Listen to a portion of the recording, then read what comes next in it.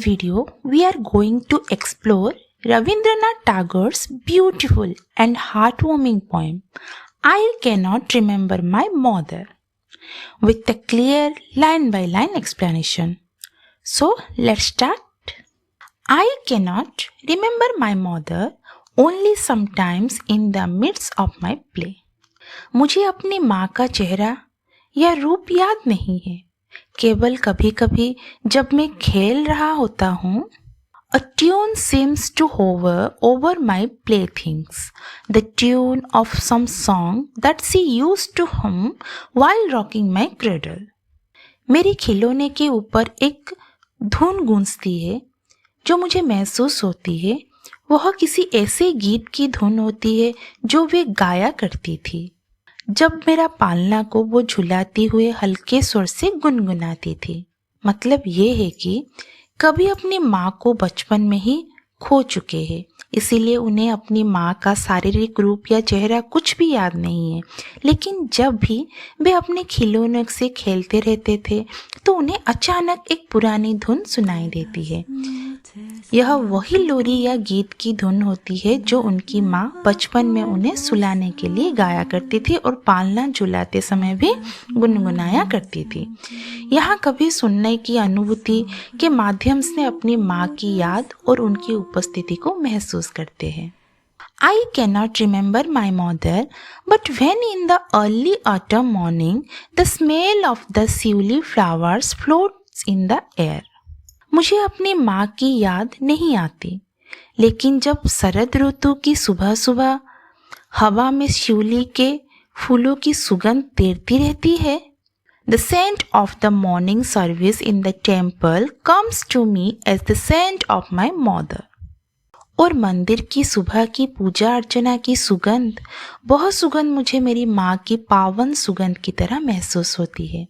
अर्थात इस स्टैंजा में कभी अपनी माँ की याद को स्मेलिंग से और फ्रेगनेंस से जोड़ते हैं. शरद ऋतु की सुबह जब वातावरण में शिवली की ताजा फूलों की महक और मंदिर में होने वाली सुबह की पूजा की धूप अगरबत्ती की खुशबू फैलती है तो कभी को लगता है कि यह उनकी माँ की ही खुशबू है. इससे यह संकेत मिलता है कि उनकी माँ रोज सुबह उठ के पूजा करती थी और पूजे के लिए शिवली के फूल चुनती थी, जिससे उनकी मेमोरी इस पवित्र खुशबू से जुड़ी हुई होती है. I cannot remember my mother only when from my bedroom window I sent my eyes into the blue of the distant sky. मुझे अपनी माँ की याद नहीं आती केवल तब जब मैं अपनी बेडरूम की खिड़की से अपनी नज़रों को दूर नीले आसमान की ओर ले जाता हूँ. I feel that the stillness of my mother's gaze on my face has spread all over the sky. तो मुझे महसूस होता है कि वह शांति और निश्चलता से जो मेरी माँ की मेरे चेहरे पर टिकी प्यार भरी नज़रों में होती थी, वह अब पूरे विशाल आसमान में फैल गई है. इसका अर्थ है कि कभी इस स्टैंजा में अपना देखने की अनुभूति की वर्णना करते हैं. जब कभी अपने कमरे की खिड़की से दूर नीले और शांत आसमान को देखते हैं तो उन्हें ऐसा महसूस होता है कि उनकी माँ आसमान में समा चुकी है और वहीं से अत्यंत प्रेम व शांति से उन्हें देखा करती थी. आसमान का विशाल नीलापन उन्हें अपने माँ के निश्चल प्रेम का एहसास कराता है. तो यहाँ पर कभी अपनी माँ को 3 सेंस से महसूस करते हैं. एक है साउंड वाला sense, smell and site. Sound होता है खिलौने के पास लोरी के धुन से. स्मेल है जो शिवली की फूलों और मंदिर की पूजा की सुगंध से. और जो साइट के पावर मतलब जो विशाल और शांत नीला आसमान को देख के. So that was the line by line breakdown of I cannot remember my mother. To wrap it all up, even though the poet cannot remember his mother's physical face, he feels sad through 3 main senses. First one is sound, second one is smell, and third is sight.